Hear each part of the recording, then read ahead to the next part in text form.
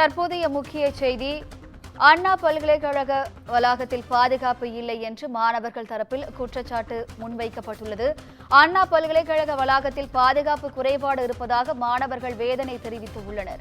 பல்கலைக்கழகத்தில் முக்கிய கட்டிடங்கள் தவிர மற்ற இடங்களில் சிசிடிவி வேலை செய்யவில்லை எனவும் குற்றச்சாட்டை முன்வைத்துள்ளனர்.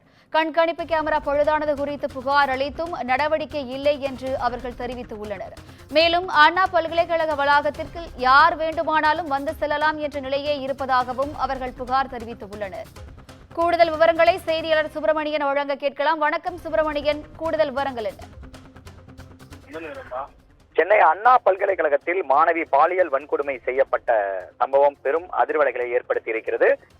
இந்த விஷயத்தில் அண்ணா பல்கலைக்கழகத்தில் பாதுகாப்பு என்பது ஒரு கேள்விக்குறியாகி இருப்பதாக மாணவர்கள் தரப்பில் குற்றச்சாட்டு எழுந்திருக்கிறது. குறிப்பாக அண்ணா பல்கலைக்கழகத்தில் வளாகத்தில் மாணவிகளுடைய விடுதிகள் செயல்பட்டு வருகிறது. இந்த பல்கலைக்கழகத்துக்குள் 3 நுழைவாயில்கள் இருக்கிறது. விடுதிக்குள் செல்வதற்கு ஒரு நுழைவாயிலும், அதே போல அண்ணா பல்கலைக்கழகத்துடைய மெயின் நுழைவாயில் ஒன்றும், அதே போல பேராசிரியர்கள் பணிபுரிபவர்கள் செல்வதற்கு ஒரு நுழைவாயிலும் என 3 நுழைவாயில்கள் இருக்கிறது.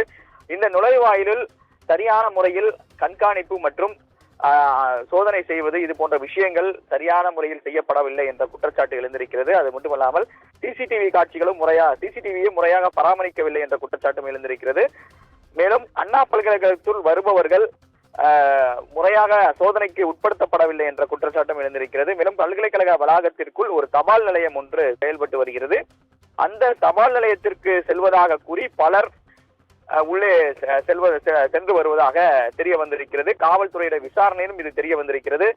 எத்தனை தனியார் பாதுகாவலர்கள் இதில் பணியாற்றுகிறார்கள், எத்தனை பேர் ஒரு நாளைக்கு அண்ணா பல்கலைக்கழகத்துக்குள் சென்று வருகிறார்கள் என்ற விவரங்கள் முறையாக பராமரிக்கப்படவில்லை என்ற தகவலும் போலீசாருடைய விசாரணையில் தெரிய வந்திருக்கிறது.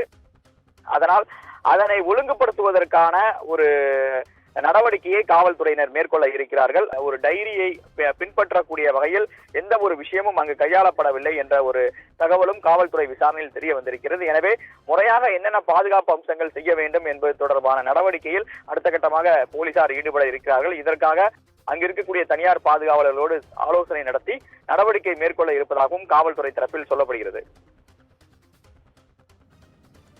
கூடுதல் விவரங்களுக்கு நன்றி சுப்பிரமணியன்.